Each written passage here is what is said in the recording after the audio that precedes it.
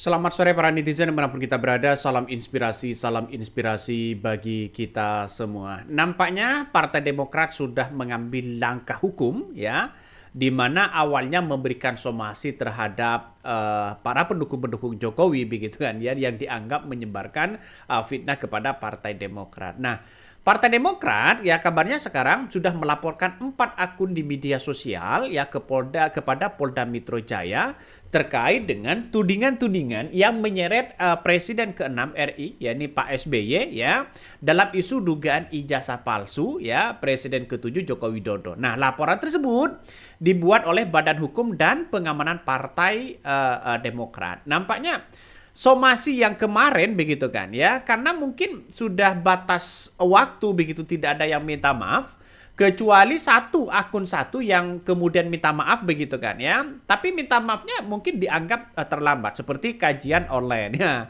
Ada 3 akun yang kemudian dilaporkan ya, seperti Agri Fanani begitu kan ya, terus kemudian seperti Bang Boy ya, YTN, terus kemudian kajian online, dan inilah yang kemudian dianggap ya memberikan satu argumentasi atau framing begitu kan ya, fitnah terhadap Partai Demokrat.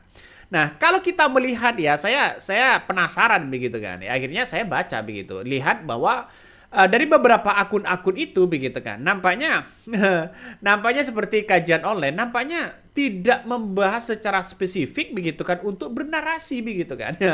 Dan itu hanya potongan-potongan video begitu, terlalu banyak hoaxnya begitu. Inilah adalah salah satu surat begitu kan yang kemudian di somasi begitu, dilaporkan ya, akun-akun di situ yang kemudian dilaporkan ya, antara lain di situ ada, saya bacakan dari awal ya, Ini telah melaporkan 2 tindak pidana penyebaran berita bohong yang dengan undang-undang ya nomor 1 tahun 2023 ya tentang KUHP ya, sebagaimana yang dimaksud.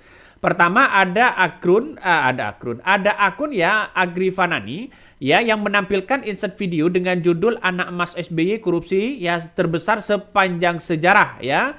Dan kemudian pada aplikasi YouTube Bang Boy YTN membuat judul kebongkaran siasat busuk SBY ya, di balik somasi ke ketua YouTuber Nusantara. Terus kemudian ada kajian online ya, SBY resmi jadi tersangka baru fitnah ijazah. SBY langsung pingsan ya sampai dilarikan ke rumah sakit. Nah, 3 akun inilah yang kemudian begitu kan ya dianggap bahwa memfitnah ya terhadap Partai Demokrat. Tapi saya melihat begitu kan ya, dari akun-akun ini begitu kan, semuanya yang kemudian yang terlalu banyak hoaxnya begitu kan ya, ya akunnya kajian ini ya, kajian online ini begitu kan. Ini tidak menampilkan secara spesifik begitu kan ya, dengan data-data, dengan bukti-bukti yang ada begitu. Dia hanya menampilkan mewek seperti Roy Suryo ya, mewek Pak SBY begitu kan ya. Yang paling dipermasalahkan ini ya, ini kajian online ini. Kajian online meminta maaf ya kepada Pak SBY. Nah, minta maafnya itu masih panjang begitu kan ya, berbelit-belit di situ begitu. Ya, seperti akun-akun Roy Suryo gambar Roy Suryo begitu kan yang ditampilkan masuk penjara dan menangis ya. Ini semuanya di situ begitu ada. Nah, saya kira kajian online ini kalau sudah minta maaf begitu kan ya, terus kemudian akan memperbaiki konten-kontennya, tapi sampai sekarang masih belum ada untuk memperbaiki bagaimana untuk bisa bernarasi. Ini jauh berbeda begitu kan ya. Terlalu banyak hoaxnya. Ini terlalu banyak hoaxnya ya. Untuk mungkin ya salah satunya biar menarik ya begitu kan ya, konten-kontennya biar menarik, terus kemudian thumbnailnya biar menarik begitu. Tapi publik kan orang-orang yang SDM-nya rendah, orang-orang yang terlalu dungu begitu, percaya terhadap apa yang ia sampaikan begitu. ini ngeri-ngeri sedap bos. Makanya saya melihat bahwa apa yang disampaikan oleh kajian online ini satu begitu kan ya, tidak memberikan narasi dan bukti-bukti yang ada begitu. Kalau dia menjelaskan video, oke, jelaskan video begitu kan. Kalau memang dia hoax, argumentasinya secara hoax begitu kan. Artinya secara tidak langsung bahwa narasi-narasi di berbagai media sosial bahwa ini tidak benar, ya harus diberikan klarifikasi begitu kan ya. Katanya YouTuber Nusantara anti hoax. ini ngeri sedap ya, ini ngeri sedap. Makanya satu persatu ini sudah mulai ambiar begitu kan. Terus yang kedua ada akun Agrifanani begitu kan ya, yang kemudian yang dianggap bahwa akun Agrifanani ini dianggap bahwa memfitnah Pak SBY begitu kan ya. Nah, Agrifanani ini termasuk senior ya yang kemudian ditokohkan begitu di YouTuber Nusantara begitu, tapi tanggapannya santai-santai aja begitu. Ini yang kemudian disomasi nih, Agrifanani ketar-ketir akan somasi DPP disomasi Partai Demokrat. Nah, dalam pernyataan-pernyataan ini apa yang kemudian disampaikan oleh Agrifanani ini begitu, santai-santai amat, tidak terlalu membangunkan begitu. Karena mungkin sudah tahu bahwa apa yang kemudian dilakukan oleh yang disebut oleh netizen termol di situ ya aman-aman aja. Bagaimana Bang kok bisa mengatakan seperti itu? Coba kita lihat saja seperti Sylvester begitu. Sampai sekarang belum ada penangkapan. Sylvester aman-aman aja begitu. Apalagi begitu kan ya, apalagi ya Agrifanani ini kan ya termasuk tokoh yang kemudian diseniorkan begitu di YouTuber Nusantara. Yang jelas aman-aman aja. Ketemu dengan Gibran biasa, ketemu dengan Jokowi biasa begitu. Ya, tanggapan mereka hanya bisa biasa-biasa aja.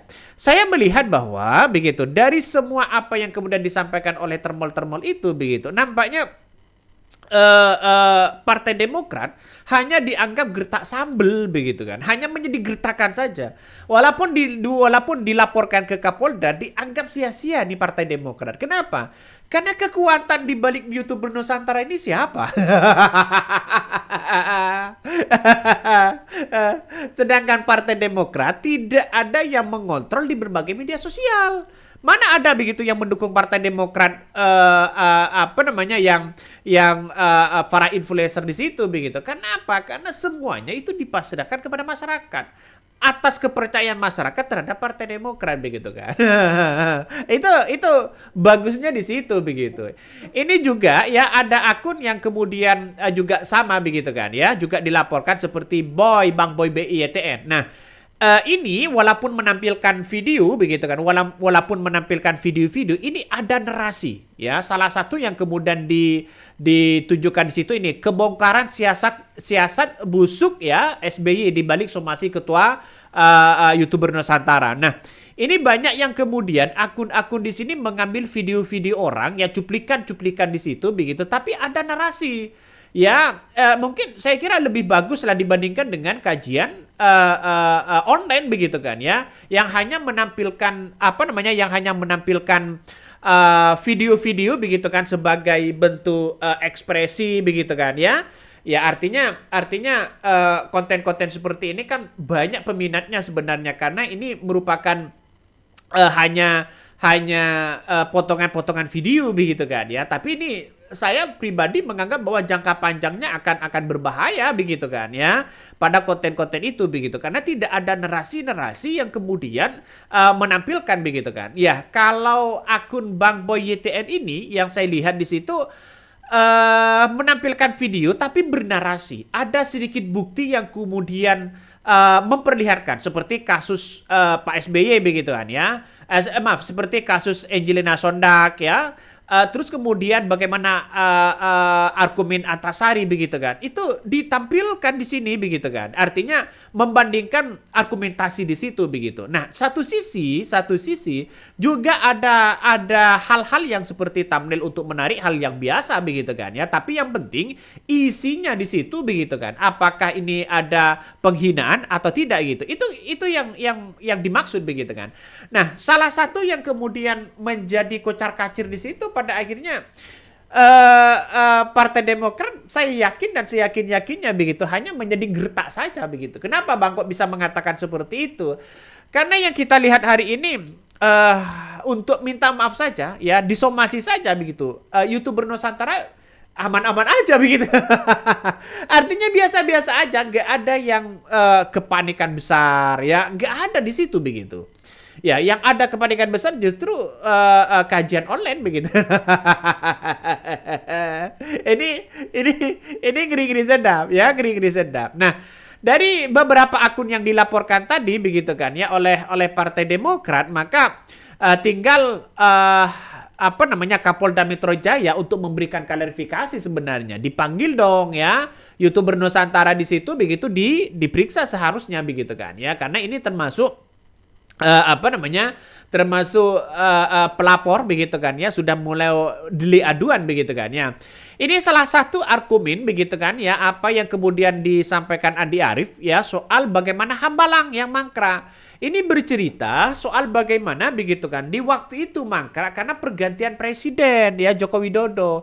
Nah, Jokowi sendiri tidak melanjutkan Hambalang itu karena ada permasalahan-permasalahan yang dianggap dugaan korupsi begitu kan. Seperti Nazarudin begitu terus kemudian seperti apa namanya Angelina Sondak begitu kan. Terus kemudian Antasari, terus masih banyak yang lainnya begitu. Nah, salah satu yang kemudian ditelisik begitu kan oleh Termol di situ karena memang berbicara fakta tapi yang disampaikan kepada publik ini justru apa namanya berbeda begitu kan ya ditambah-tambahi di situ begitu sehingga orang mengatakan sehingga Partai Demokrat ini mengambil langkah hukum begitu. Nah, Kepala BHPP DPP Partai Demokrat yang Muhajir ini menyebutkan bahwa laporan itu dibuat karena adanya konten yang dinilai membuat berita-berita bohong yang mencemarkan nama baik. Ia menegaskan laporan disampaikan ya langsung ke Polda Metro Jaya dan kini telah diterima secara resmi.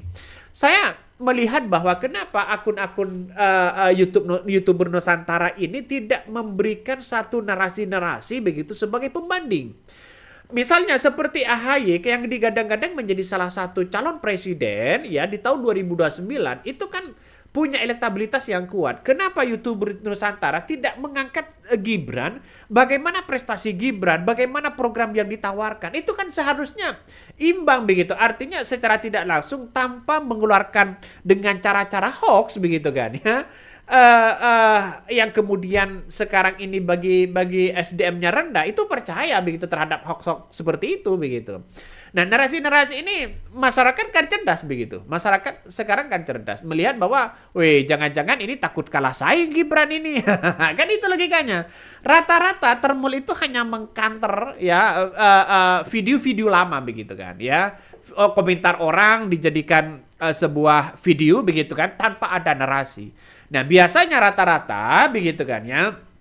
Seperti YouTuber Nusantara itu rata-rata ambil video orang ya, kemudian ada editan sana sini seharusnya diberikan narasi yang baik, diberikan narasi apakah video itu tidak apa namanya tidak baik atau bagaimana. Itu kan bagian dari sebuah penjelasan ya kepada publik begitu. Mau video apapun ya silakan, yang penting memberikan narasi-narasi itu.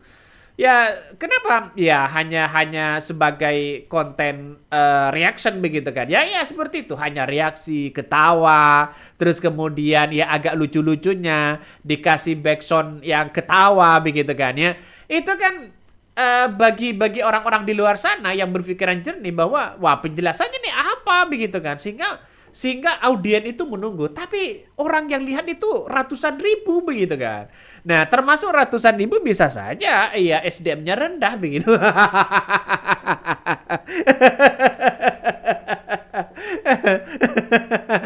Saya berpandangan seperti itu. Jadi yang paling banyak disorot itu adalah kajian online ini. Kenapa? Ya karena yang saya sebutkan tadi begitu, di kajian online ini terlalu banyak hoaxnya begitu kan ya untuk menarik perhatian. Coba ya seperti Roy Suryo Tiva begitu kan ya wajahnya menangis. Itu hal yang biasa begitu. Bagi kami thumbnail apapun hal yang biasa, tapi thumbnail yang kemudian memberikan narasi begitu kan ya, seperti apa namanya Pak SBY begitu kan ya, dianggap apa namanya